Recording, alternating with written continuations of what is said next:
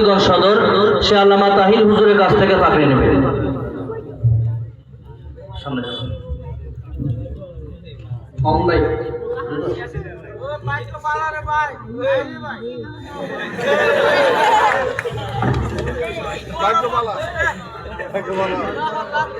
তারপর পাকড়ি নেবে হাফেজ মোহাম্মদ আবু উবায়দা, পিতা কাতল চৌধুরী, গ্রাম ইকরাম, বানিয়াচং, হবিগঞ্জ।